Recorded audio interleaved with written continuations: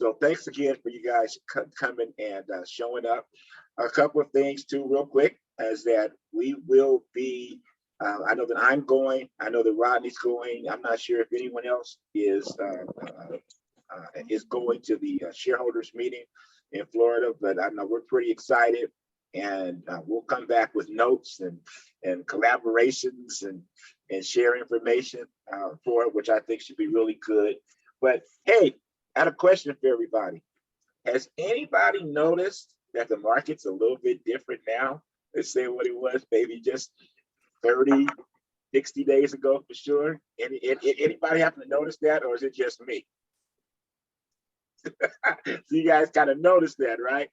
Listen, the market, it's funny. I actually posted something and on my YouTube channel yesterday and sent it out on some social media platforms and stuff that you know, 3 or 4 months ago in particular, I was politely talking about different things shifting in the marketplace, and people go, oh no, nothing's going on. It's all going to be the same. The inventory is low, and people are going to just buy, and people are going to just sell, and you know, everything in the economy might be bad, but real estate's going to be okay.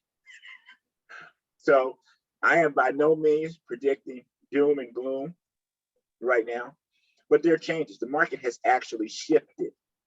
It's not shifting, it has shifted. And in my opinion, we're going to be in some situations now that is going to be a more skill-based market for real estate agents, for real estate professionals. We're going to have we're gonna have situations now to where you're not necessarily going to just be able to stick some signs in the ground and the house just sells. I do believe that homes that are priced well and all that other kind of stuff are still going to be just fine. But obviously, with with the interest rates rising and other things going on, there are definitely going to be some changes. So you just have to learn some dialogue. Maybe a house doesn't sell in 15 minutes. I mean, is it a bad deal if a house sells in 2 weeks? Is it a bad deal if it actually takes 30 days to sell the house? I mean, is that really bad? Is it bad that the buyers now do not have to electronically sign their offer on your iPad on top of your car so that they get their offer in and they have to come in 45% above the list price? I mean, is that a bad thing? I don't think that that's a bad thing. I think that there's some changes that are happening in the marketplace that are going to be very healthy for the consumer, but they're going to be healthy for some of us, right? Because I'm going to tell you, and again, I'm sure some of my counterparts that have been around for a minute, there are people in our business right now. Some of them may appear and really be, quote unquote, successful based upon whatever it is that you consider success. Didn't you have Zoom on your phone? Wasn't you doing your meetings on your phone? They're not going to be here next year. There are people right now that you know, that you talk to, or that appear to be really successful in this business. They are not going to be in business next year. I always have had a saying all the time that we've been in business. It's just that, Sharon, could you mute for me, please? It's just that you may be in. Are you actually good at your craft? Are you a good realtor, or are you a product of a good market? That's a very big. It's a very, very, very different thing. I mean, are you being productive or having great successes just because you've positioned yourself and the market's just really good? Or are you really, really good at helping the consumer, helping the clients, helping the buyers, helping the sellers, et cetera, et cetera? Are you giving good counsel? Are you building a good database? Are you building a good referral base? Are people coming back and wanting to talk to you about real estate more than one time? I mean, what are you building? I think that those are things that are happening now. So I would like to start and I want us to touch on both buyers and sellers. So I'd actually like to start off with sellers and in the marketplace right now.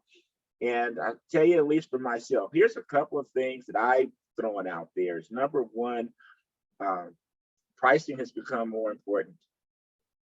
Pricing has become more important. You are going to see some houses still that for some reason priced at whatever price point, probably you would never think would sell are gonna sell. I can't tell you why that happens. You're gonna have some homes that have everything perfect that you would think, including price, and for whatever reason they don't sell, at least they don't sell right away. I can't really explain why that happens. It happens in every market, but when you start to see the market adjust the way this market is doing right now, that's gonna happen. I think though that the well-priced homes and well-priced, the first thing that the owner says is, well, I don't want to give my house away. I mean, we've been getting what, 20-30% appreciation a year or whatever it's been for the last 5, 6, 7, 8 years, whatever it's been. I mean, are you really giving your house away because you couldn't sell it for 10% above the last sale on Monday? I mean, is that giving your house away? See, that's what the seller thinks. That's not giving your house away. So one thing that I would tell you is, as you're putting homes on the market or you're talking to sellers, dig even deeper, maybe than previously, on what their motivation is. What is their reason to sell? Why do they need to sell? Where are they planning to go on afterward? If their motivation is strong enough, and maybe you take the property a little bit higher than what you were hoping to, which I have one right now, and we're in the process of doing a nice major price adjustment. And we're doing that because at the end of the day, at the end of the day, the people that are looking to sell have to sell. And since they have to sell, okay, now we're looking at adjustment time as their time frame changes.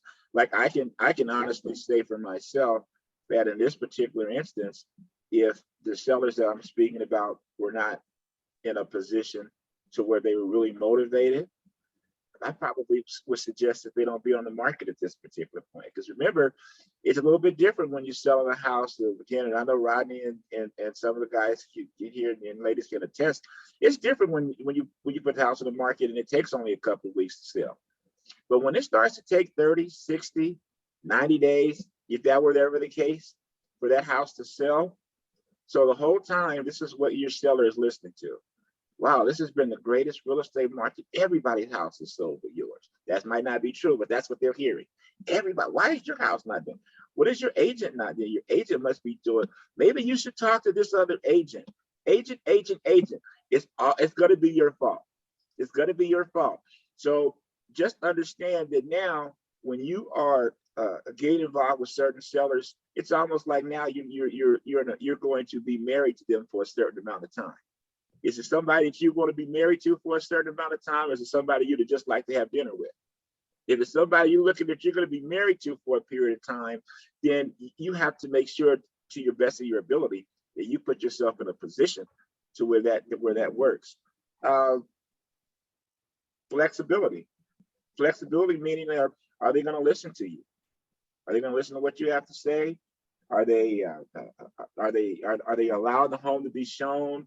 Are they allowing agents to come in, allowing you to have lock boxes?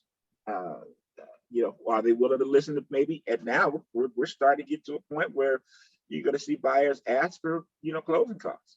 We're going to talk about buyers in a minute, but you're going to get buyers looking to do buy downs. You're going to look buyer that they're going to have we're going to talk about some of those things, but these are real life. These are real situations, and these are situations that you should speak to your sellers about. I'll tell you one quick conversation, then I want to open up here to get some other people's opinions. But in speaking to the same client over the weekend, one of the things that I had to explain to them and to tell them was that my biggest fear in their particular case is the unknown. And they're like, well, what is the unknown? Well, the unknown is that right now, yes, you're the only home available in your development. We have not sold yet. We don't have any real offers on it yet. What's my unknown? What's there for you to be nervous about? Who comes on the market next that we'd have no idea? And if they come on the market next and they come on price 5% or whatever below what we're listed at, what does that do to us? We've got to come down to be competitive to them, because people are going to look at that new fresh listing, and then they're going to look at your old listing because it didn't sell in 5 minutes, and they're going to want to know what's wrong with your house, or they're just going to assume it is insanely overpriced, and you're going to help the next person sell. If you guys don't think that's going to happen, it is. It's going to happen to you if you have the house on the market long enough. I mean, we've got other issues that are still, haven't been tapped into yet. I mean, we still got forbearances. We still got a lot of stuff out there. We still have people that are in distress, whatever you want to call distress. To me, distress, if you have a difficulty making next month's bills, it don't matter how much equity you have or have, you're in distress. And if they decide, or it comes to a point where they're going to come on the market and the environment is changing, they're going to be really competitive, right? So, in speaking of that, let me throw this out. I'm gonna throw it out at Mr. Johnson first, and I might even get Mr. Johnson Jr. to come in. But Mr. Johnson, what are you seeing not only right now, but how are you preparing yourself for this with your sellers? What kind of conversations are you having your sellers before you either put the home on the market or when you're putting it on? And I know that you are a tremendously good listing agent and have been a really good listing agent in a lot of different markets for a very long time. So give us some of your thoughts real quick. I have been in real estate 35 years. And so I've been through 3 different market cycles, and we are now on a downward trajectory. I'm not seeing the prices drop so much yet, but as you said earlier, it's taking longer to sell. But good grief, we were selling the first weekend on the market with 20 offers and 100,000 over the list price. So as you were talking, I was just thinking about some of the things that I used to say to expired listings, and I think it applies right now to any seller. And it's Mr. Seller, there are 5 reasons why your house will or will not sell, and you control 3 of those. The 3 that you control are the price, the terms, and the condition. The 4th thing is what I control, and that's the marketing. And the 5th thing is what neither one of us control, and that is the market conditions. Let's talk about the market conditions first. If you'd put your home up with me a year ago, I would be sitting here after the first weekend with 20 offers, and we would be going like, okay, do we take this all cash offer, or do we take the one that's got 50% down and they've eliminated all of the contingencies up front? Those are the kind of conversations that we would be having. We're not having those kind of conversations now. It's now taking 2 weeks or even 3 weeks or 4 weeks, and sometimes even longer than that to get a good bona fide offer. And so one of the things that I would caution you is that let's go back and talk about, we've already talked about, and I would say we've already talked about what I'm going to do to market your home. Now let's talk about how you can enhance my marketing. Number 1, the price. And Elgin, I love what you had said, that if you're not pricing it right, someone else in 2-3 weeks is going to come out. They're going to be 5% below what you are, and your house is going to help sell the other one. And that's what we don't want to do. So let's price it so that it's going to get a lot of eyes and a lot of attention. The next thing would be terms. And Elgin, you also mentioned that we may be heading into a market in which the buyers say, hey, I'd like you to pay $5,000 of my closing cost. And to do that and stuff. So I would encourage them to be open to those types of terms. And the last thing would be condition. And now more than ever, if their home needs to be staged, they need to stage it, and if they need to replace carpet in the living room, replace the carpet in the living room. We don't need to be hearing or caving into, well, they're just going to change it anyway, or they're going to change if I paint it, they're going to change the color anyway, well, it might mean the difference between getting an offer and not getting an offer. And I just closed last week my largest deal ever, $7.5 million. And 2 weeks before we went on the market, the house was a wreck. But I had brought a couple of agents through just to say, hey, do you have anyone that might want to look at it before we even get it staged? And this one guy called and he said, yeah, I've got a celebrity. So he brought this celebrity through and they liked the house. They could see the potential there, but they didn't make an offer. Or they thought, okay, it's gonna, we would offer like 300,000 less than what you're asking. Well, we staged it. And the first day on the market, we get a full price offer. But the people came in and go, wow, and so staging the condition is very, very important right now in this marketplace. So those are things, the 5 things. The seller controls the price, the terms, and the condition. We control the marketing, and then we need to be very clear and explicit about what the market conditions are and set that expectation up front. Yeah, that's very good, Rodney. You know what? A couple of things that Rodney said, I think that if you guys aren't catching, you definitely should. The first one is, obviously, for those of you that don't know, that Rodney was one time was a real estate coach for a very prominent or popular, whichever one you want to say, coaching programs. And the 5 things that he just recited, man, that is so old school. That is so old school. But you see, here's the point I want to make with that being old school, is that works and transcends no matter what the market is. See, you have to learn, if you aren't already, is how to have conversations with your clients, how to have intelligent, respectful conversations. And I don't know if you noticed it, but in Rodney, as he was talking, and he was talking as if he was speaking, or when he was speaking to his clients, notice that his dialogue led and leads the conversation. See, you can lead your conversations to the desired result that you want. Because remember, no matter what the seller says, they still know that you know more than they do. That's why they're talking to you. They might not want to act like it.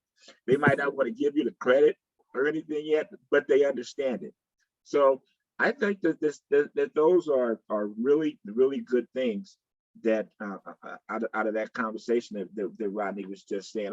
I'd like to ask also if Chris doesn't mind giving some thoughts, because now Chris and I, we as I said in the past, not only we work together at other companies, but Chris has been a one-man on the phone type of a guy. We sat around there and listen to each other cold call people, and go on, we be next door to each other and go on the same expired appointments with people and stuff like that. Much different market, but his skill level with that is real good. So Chris, give everybody some ideas of how you're counseling your sellers now. The big thing in really is educating the sellers on today's market. Everyone hears that the interest rates are going up, but did they see the numbers? Did they see, for example, the amount that the buyers are going to be paying based on these new mortgage rates? The difference between just a week ago. So the big thing really is educating the sellers and keeping them informed. So it's going to be back to like the old days where you touch base with your seller every week and update them on the marketplace and give them, we're going to have to follow up with the realtors that have shown the property, get the feedback from those realtors and give it to the seller. So some of the, just like Rodney said, the old school days, that's what we're going to have to go back to. Thank you, Chris. And yes, absolutely. That's another good point. Keeping the communication with your sellers. I know that nowadays it's so much easier to do that too, because you don't have to necessarily call them or go see them. Although this last case here, I had to go kind of see them because I myself feel like I messed up earlier. So I figured I should go see them in person and make sure everything was all good and get my price adjustment. But nowadays with texting and other types of sources, you can still stay in touch with your sellers. If you're doing anything for them online, there's all kind of quote unquote analytic things that you can consistently get to your sellers so they can see how many eyeballs that they're getting on the listing. So, you know, one of the things that I was using over the weekend was in the particular house I'm talking about, there was 2,589 people that have looked at that house online, or they or at least saw it. And then there were like only 25 people that actually quote unquote clicked on it to be considered a lead. And from that, there were only like 6 people that engaged. So now, you know, when as I'm sitting here talking to the seller, what I am trying to alleviate is when you start talking to sellers about either price adjustments or why their home isn't sold, the first thing that they normally want to know is, well, what are you doing to get it sold? And it's your fault. Well, I don't know. I've been marketing enough for 2,589 people have actually looked at this thing. So that's basically 2,589 people that I don't know if they're buyers or not, but they're looking for real estate and they've kind of rejected your home. I'm not saying they say your home is bad, but they've rejected taking it to the next step. So it's obviously not that the property is not being marketed.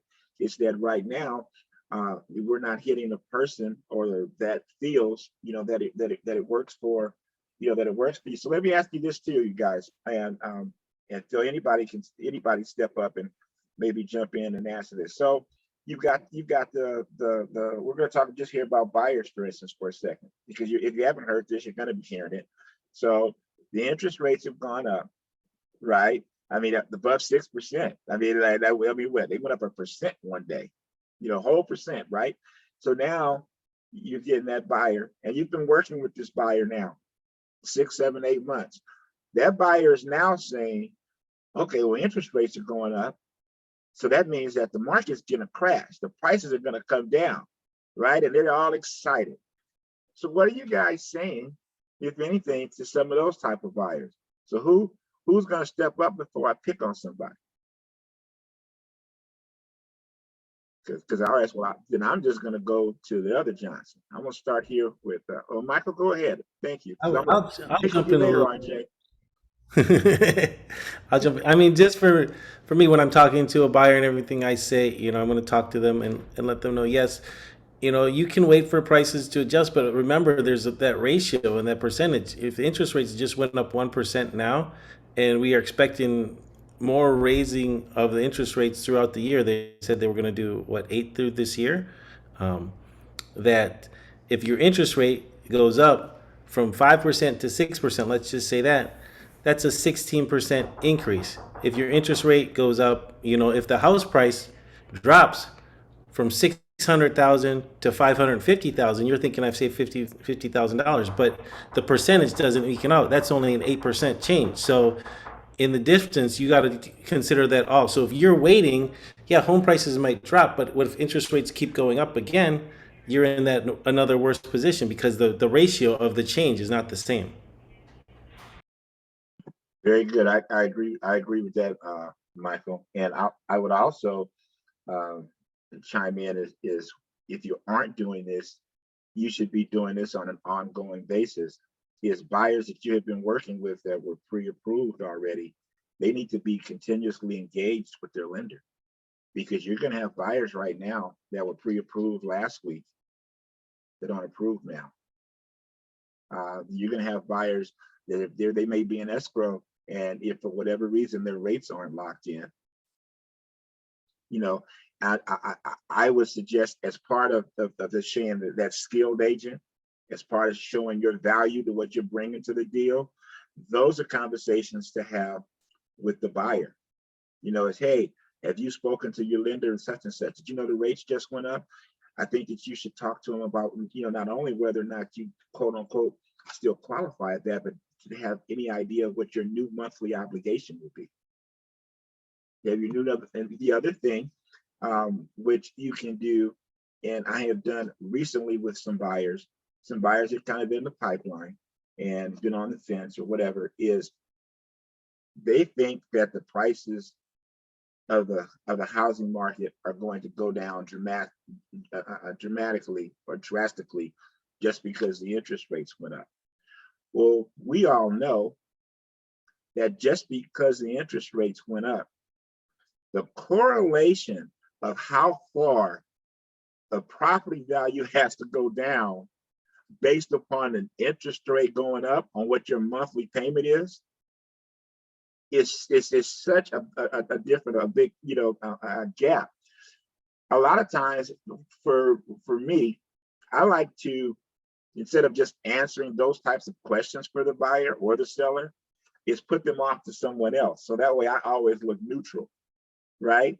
So my words to that is, hey, have you spoken to the lender? And why don't you talk to the lender and see? So now that the rate is up to 6%, and you were qualified at 500,000 or whatever, how far down in price now would the house have to come for you to have the same payment if the interest rate was back down to 3%? Or back down at 4%, whatever the case, so that they can see the difference and hear the difference from somebody else other than you. You follow me? Because then the conversation, when it comes back to you and the lender tells them, okay, well, you know what, we were at 4% when we qualified you at 500,000. So now it's 600,000 for you to get the same payment. Should be said 6% for you to get the same payment that you would have gotten at 4% at 500,000. That $500,000 property needs to come down to 400, or it needs to come down to 375 or something like that, right? So then now you can ask the buyer, so realistically, do you think that the property is going to drop down, or the seller is going to take $100,000 less because the interest rate went up? Because there's still more buyers than there are sellers. So why would they do that? Why not, if they don't really have a need to sell like that, and they've refinanced and they probably got some kind of 2% interest rate and their payment is going to be lower than it's going to probably ever be, why would they sell? To you, just another quick a conversation piece that you can have.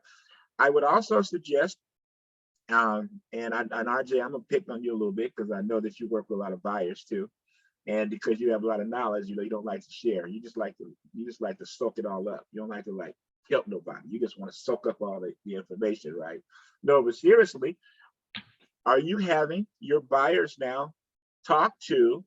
And again, I would say have the lender talk to them, not necessarily you in detail, about alternative financing other than just 30-year fixed loans. I have been. A few of the lenders are looking at adjustable rate and 5-year arms, those kind of things. And I really liked what you said about bringing in another expert to kind of back up what you're saying. So we're in constant communication with our preferred mortgage brokers, and they really keep their thumb on the pulse of what rates are doing and all this kind of stuff. So anytime I have a buyer who's questioning what I'm saying, I'll say, well, talk to Noni, talk to John, talk to your lender, and see where they're at. Not telling them, hey, you're stupid, you're wrong, but just say, hey, just confirm this with them, and they're going to give them the same information. We expect interest rates to continue to rise. Here's some other options. Some of the mortgage people I've been talking to, yes, throughout the year we're expecting continual raises, but if the economy does hit a recession, historically interest rates will have to go down at that point. So whether it's in 9 months, 18 months, 2 years, you can refi at that point into the lower interest rate if you really are concerned about paying 5.5%. I also like to point out that historically 5.5% is a really low rate. My dad likes to talk about his 16% interest rate or whatever he paid on his first house when I was 1 year old. So you have to realize that the rates from the last 2 years were historically low, and things that we might not see again. So do you want to wait around and wait for this 2008 crash, which almost no one is expecting to happen because inventory is low, everyone has equity. You know, there's not the same factors that precipitated that, you know, 40, 50%, whatever it was, drop in prices. And so I'm just encouraging them to gather all the information they can, educate them as best I can, using my other experts to help educate them. And, you know, I have multiple stories of buyers who have been trying to time the market for 5 years. And, you know, I closed on one late last year where they, you know, this guy thinks he's smarter than everyone else. And they finally, his wife finally was fed up. You know, they were looking at 3,000 square foot homes 4 years ago and ended up buying a really nice townhouse. But, you know, she's like, dude, we could have got something cheaper, bigger, better. And, you know, it's finally she pulled the trigger. He called me the other day and he's like, dude, if I sold, I could I have like 150,000 in equity in like a year, you know. And it's like timing the market. If you can afford your mortgage payment and you plan on staying there for a while, you know, timing the market is cyclical, yeah. Where yes, it's going to go up, it's going to come down, but over time, real estate is going to appreciate. You know, if you're planning on staying there long term, you don't need to worry about saving 5% or even 10% when, like Michael was saying, the correlation between what your mortgage payment is going to be with higher interest rates compared to the savings on the purchase price just doesn't make sense unless you're a cash buyer. And if you're a cash buyer, you know, that's a whole different story anyways. So I think education is key, and you know, bringing in people to back up what you're saying always is helpful. Dude, you sound like a pro. Good job, man. Hey, listen, Thank I you. don't really like the part about throwing out there about your dad and the interest rate. You know, me and your dad been in business about the same amount of time. He's telling you the truth. That's what the interest rates were. Okay. Yeah. It's funny though that you mentioned that. One thing that is very true though, and Pilar and I were talking. We were talking about that maybe just yesterday or so. But you know, during the time frame outside of when we first got into business in the first place that we purchased, and outside of the last few years of where the interest rates have been, the majority of my career, which has been 34 years, I'm glad that somebody here is on the call, got more years than me, Rodney, is that it's been between 6 and 8%. The majority of my real estate career is between 6 and 8%. I still remember when it went under 8%, everybody was like, wow, you know, type of a thing. So yeah, to get, you know, to have rates at 5-6%, yeah, we're spoiled because of where the rates have been, but that's not bad. It's historically not bad at all, and business will still continue to go on. What are you guys?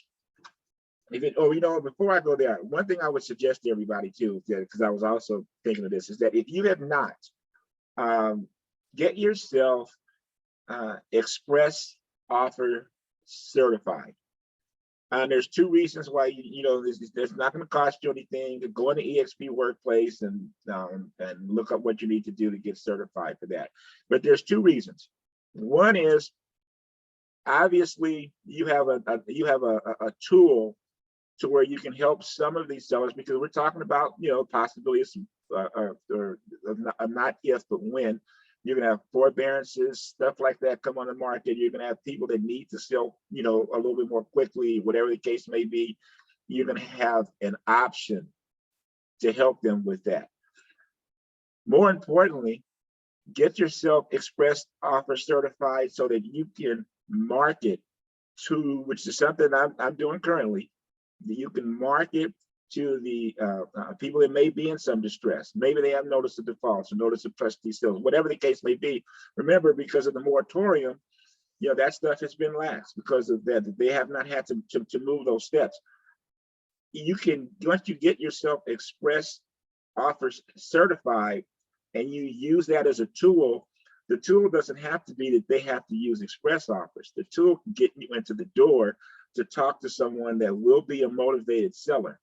There will be a motivated seller that you can then show them other programs. You can then show them that they would make more money if they did not necessarily use express offers, but they priced it even better. Or you may have your own investors, or you may be an investor. This is an opportunity to open the door to people that really have a need to sell. Because you're going to want to talk to need to sell clients right now, or potential clients right now. And they're out there. And in my opinion, sometimes they're a little harder to reach because, you know, the internet is so vast, and trying to pull that web in to bring them down. So, you know, there's plenty of sources out there to find NODs and distress sales, and, you know, your right title company, and, you know, Corfax, and you name them. There's a lot of stuff out there. But if I were you guys, that would be an option that I would look at. It's one more tool to have in the tool belt. With buyers, those we're talking. So we got rates going higher. Some buyers thinking that the market's getting ready to crash. Let me ask anybody, and maybe I'll pick on Sharon for a second, Miss Penny. What are you telling? Because I know you work with a lot of buyers as well as sellers, and I know that you work with a lot of higher end buyers and stuff as well, investors and stuff. What are you saying to that buyer that is telling you, okay, well, the interest rates are going up, so why should I buy right now? Why should I buy a house now? The rates are so high, and, you know, maybe I'll just rent. What kind of dialogue are you having with your clients with that?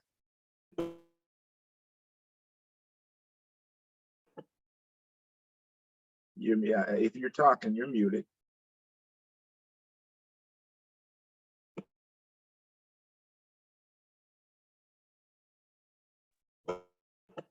Anybody else want to talk about that a little bit? So, kind of along the lines, at least, of what we've already been talking about. When the buyers are telling us that, I've been telling buyers that the money, as far as the price of the home and the interest rate that they have, it's really all monopoly money. What they need to focus on is what their monthly obligation is every month. If it's affordable, you buy it. If it's not affordable, you shouldn't buy it. Now, I don't care if the interest rate is 1%. If it ain't affordable, it don't matter what the interest rate is. What matters is, can you afford the monthly obligation? I also point out that rents are not going down. It still costs quite a bit to rent. And obviously you have no control if you're renting, if the landlord decides he or she wants to sell the property. You know, all the things that we normally would talk about anyway, because it's about the monthly obligation. Not to mention they're building up no equity and all of that. Now, I know RJ had mentioned about, refining it and that sort of thing. I don't personally talk about that, because in the past, if the market goes bad against them and they can't refi it, then they come back and say, you told me to buy this house and now you can refi it. Now I can't refi it and it's your fault, which it's not, So, but because of that, at least for me, I tend to shy away from that just from past experiences. But what do you say? I mean, I tell people also that how long do they plan on staying in the property? So if you're going to buy the property and right now, you're already maybe at the top, or you're kind of struggling, or it's going to be too much of a struggle. And in my opinion, you should not go into it with the mindset of, well, if it keeps going bad or goes too bad, I'm just going to be able to sell it, or I'm just going to be able to refinance it or whatever. I tell them that monthly payment, they need to be able to withstand, because, you, in my opinion, you should go into it looking at, you might be there 5 to 7 years. If you're going to be there 5 to 7 years, odds are it's not going to matter much unless we do have a major crash of some sort of what the property does. Realistically, if it goes based upon where it's been going recently, it'll probably be worth more than at least what you initially purchased it for. And you will have been building equity in it because you will have been, paying a monthly obligation to it. So At least that's what I'm saying. Is anybody saying anything different than that?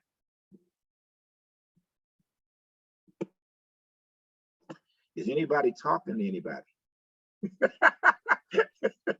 So listen though, seriously though, those are conversations and things that you should be having. I would also say to you guys is how many of you guys are also taking this opportunity in the marketplace to really work on building your database and your referral base? If you're not, you should be doing that as well. The one thing that happens when the market slows down a little bit, to where to not only where the buyers and sellers can breathe, but that we as agents can breathe as well, that these are excellent times to actually build your business. One thing, and I've been doing it and I need to do it more, and I would suggest that you guys do this, is that you get a time now to really look at what you've been putting into your business, particularly budgeting and or just hard sweat equity. What's working and what's not. I would tell you that if you got some stuff and you know, one of the biggest things about the stuff that's not working is to get your ego out the way.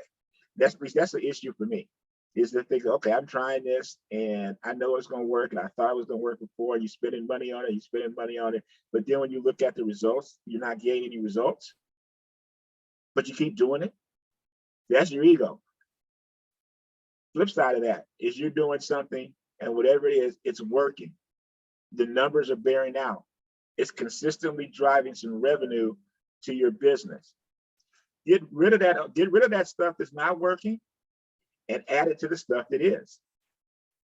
You know, if you're working expireds, if you're working canceled listings, if you're marketing and you're doing more postcards, you send it out, see it late, whatever it is, double down on that. And then you got this other stuff over here that you're doing that's not working. And maybe it's a real effective looking tool. Maybe it's cute, all of that good stuff. Man, take that money that you're putting into that and put it toward what is working for you. Double down on the good stuff, eliminate the bad stuff. Start to kind of get a little bit lean, because the market is changed.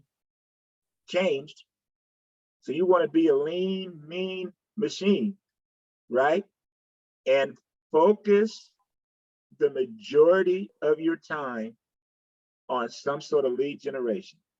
Lead generation, I don't care what it is, whatever's comfortable, because I am a believer, especially the older in the business that I've gotten, is that you need to focus on things that you like to do, because you'll do them consistently and you'll do them all the time. If you're not a door knocker, don't go out and door knock one day and then all of a sudden, you'll spend that time on something else that you like to do, that you'll consistently do every day. If it's video, it's phone call, whatever it is, build your database up to insulate your business. You know, like I always call it Zillow proofing your business. You know, you narrow in on those people that you can deal with on an ongoing basis, where you're going to be their resource. Because you will find now that you're going to have more people that are in your system that are going to call you and ask you questions about stuff, whether they're following you and not saying anything to you, because they really are concerned and want to know where things are going. That they don't necessarily want to buy or sell or something like that. And a lot of times, our clientele and other clients may not reach out to you directly right then, because the first thing they think of, well, as soon as I talk to the realtor, as soon as I talk to Elgin, then he's gonna want me to sell, or he's gonna want me to buy it. And maybe they're not there yet. They just really want information. They just want to kind of know where it's at. They want to be able to reach out and talk to somebody that they're comfortable with and that they trust, that doesn't feel they're going to pressure them into something. And that goes back to the first thing, when one of the stuff that Rodney was doing, what I was mentioning, how to lead a conversation. You can answer the questions and lead the conversation. Go ahead, Rodney. So on other calls that we've done, Elgin, and my mentee, Chris Hampton, who's on this call as well. Chris, unmute yourself. I used to say, people will ask you at parties or wherever you go, you know, how's the real estate market? And, you know, the market's changing right now. But the two-word answer that I trained Chris to say is still the same. And so, Chris, If you and I met at a party and I said, hey, Chris, how's the real estate market? What would you say? It depends. Yes. Okay. What does it depend on? If you're a buyer, a seller, are you looking to rent or are you an investor? Very good. So then if they said, well, I'm a buyer, but I need to sell first, then you need to drill down into the selling situation. Just say, are you aware that homes are not selling as quickly as they were before? You know, so those, what we had said before, it depends. Yeah, if you're a buyer, seller, investor, or looking to rent, it still does depend. But now, even more so, the market conditions are what we need to be educating them to. And so anyway, thank you, Chris. That was pretty good. So I'm sorry. Go ahead. I'm sorry, one other thing.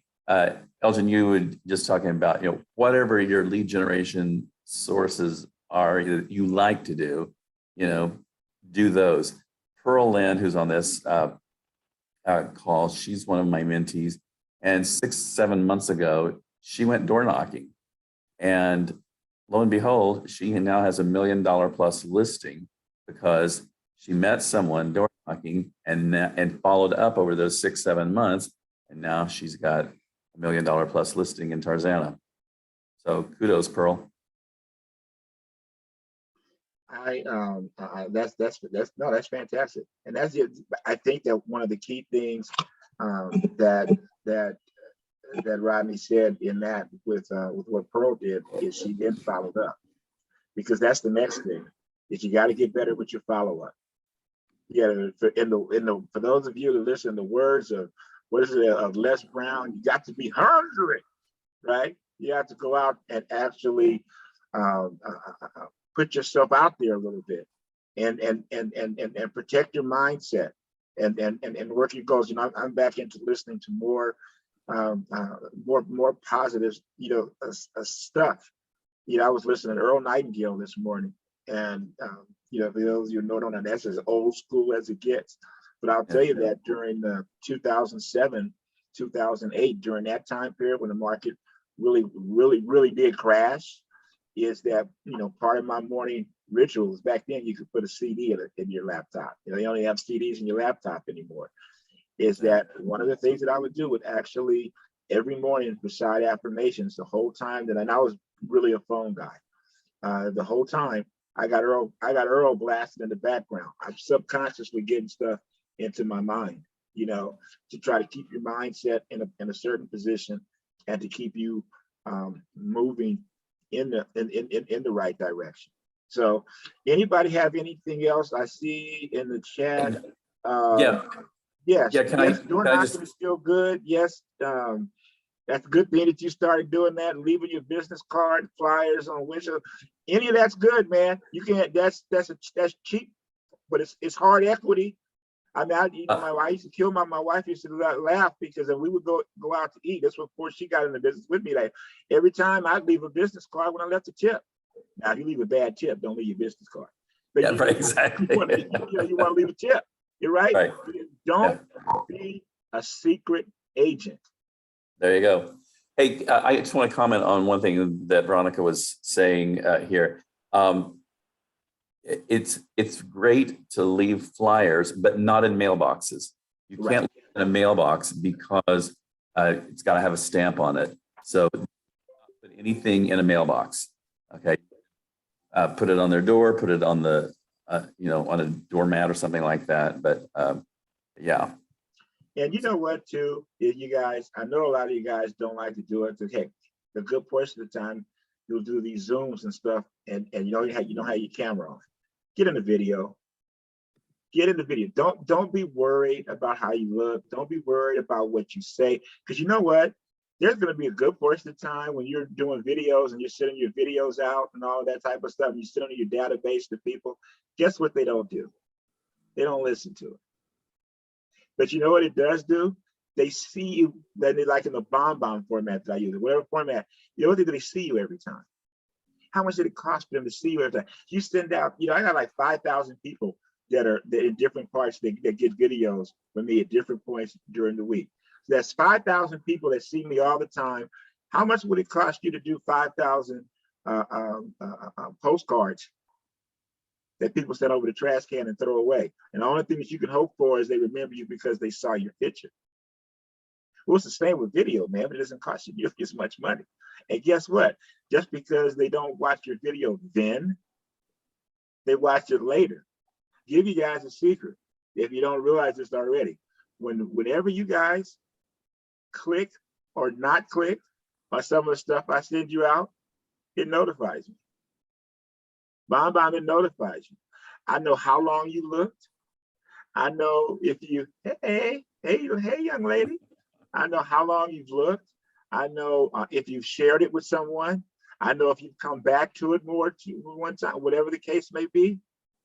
How would it be for you to know and add that to your dialogue and where you focus your stuff on? Get in the video, man. It don't matter what, you know, I mean, you look how you look, you say what you say. It is with the folks that see you in person, they know, right? So don't worry about it so much. Worry about getting your message out there and building your business and building your brand.